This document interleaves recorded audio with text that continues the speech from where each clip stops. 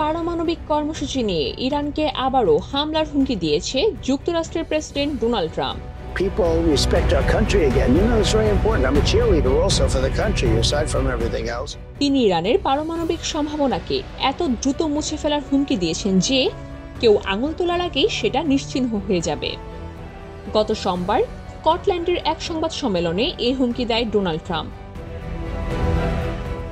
সম্প্রতি তেহরান বলেছে তারা বেসামরিক উদ্দেশ্যে পারমাণবিক সমৃদ্ধিকরণ কার্যক্রম চালিয়ে যাবে। ইরানের পারমাণবিক সমৃদ্ধিকরণ কার্যক্রম নিয়ে এবছর তেহরানের সঙ্গে ট্রাম্প প্রশাসনের আলোচনা চলছিল, তবে জুনে ইরানে ইসরায়েলি হামলার পর ওই আলোচনা ভেস্তে চলে যায়। ইরান খুব খারাপ সংকেত দিচ্ছে, খুব বাজে বার্তা পাঠাচ্ছে। ট্রাম্পের সঙ্গে সংবাদ সম্মেলনে যুক্তরাষ্ট্রের প্রধানমন্ত্রী কিয়ার স্টারমারও উপস্থিত ছিলেন। এ সময় ট্রাম্প আরও বলেন, তাদের ইরানের এটা করা উচিত নয়। আমরা তাদের পারমাণবিক সম্ভাবনাকে নিশ্চিহ্ন করে দিয়েছি। তারা আবার এটা শুরু করতে পারে। যদি তারা তা করে, আপনি আঙুল সোজা করার আগেই আমরা সেটাকে নিশ্চিহ্ন করে দিব। আমরা এটা আনন্দের সঙ্গেই করব, খোলাখুলিভাবে ও নির্দ্বিধায়।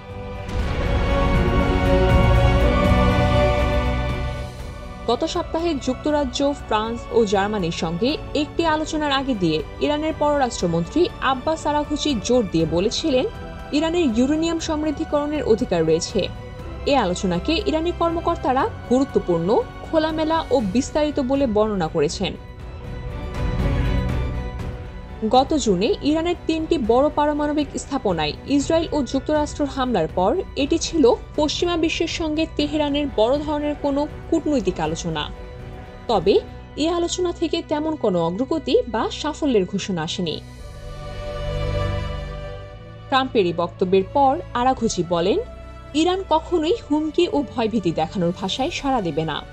তিনি আবারও জোর দিয়ে বলেন, চিকিৎসা ও বেসামরিক কারণে ইরানের ইউরেনিয়াম সমৃদ্ধকরণ প্রয়োজন। যদি ইরান আবারও হামলার শিকার হয়, তাহলে আরও দৃঢ়ভাবে তার প্রতিক্রিয়া জানাতে তেহরান দ্বিধাবোধ করবে না। গত সপ্তাহে আল জাজিরার সঙ্গে কথা বলার সময় ইরানের প্রেসিডেন্ট মাসুদ পেজেশকিয়ানও বলেছিলেন ইরান তার পারমাণবিক কর্মসূচি ত্যাগ করবে না, তবে আলোচনার দরজা খোলা রাখবে। ইরানের সঙ্গে 12 দিনের সংঘাতের পর যে যুদ্ধবিরতি হয়েছে সেটি স্থায়ী হওয়া নিয়েও তিনি খুব বেশি আশাবাদী নন বলেই জানান তিনি। ইসরায়েলি কর্মকর্তারা ইরানে আবারও হামলা শুরু করার ইঙ্গিত দিয়েছে। এরই মধ্যে দেশটির নেতৃত্বকে সরিয়ে দেওয়ার লক্ষ্যে হামলার পরিকল্পনা রয়েছে। গত রোববার ইসরায়েলের প্রতিরক্ষামন্ত্রী বলেছেন তিনি ইরানের সর্বোচ্চ নেতা আয়াতুল্লাহ আলী খামেনিকে একটি বার্তা পাঠাতে চান। তার বরাত দিয়ে ইসরায়েলের একটি পত্রিকায় বলা হয়, আমি এখন থেকে স্বৈরশাসক খামেনিকে স্পষ্ট করে একটি বার্তা দিতে চাই। আপনি যদি ইসরায়েলকে হুমকি দেওয়া অব্যাহত রাখেন, আমাদের লম্বা হাতও আরও শক্তিশালী হয়ে আবারও তেহরান অবধি পৌঁছে যাবে। এবার ব্যক্তিগতভাবে আপনার কাছেও পৌঁছে যাবে। এমন পরিস্থিতিতে দাঁড়িয়ে বিশেষজ্ঞদের মতে ইরানের উপরে ইসরায়েলের আবারও যে কোনো ধরনের হামলা শুরু করার জন্য কার্যতর যুক্তরাষ্ট্রের অনুমোদন প্রয়োজন হবে।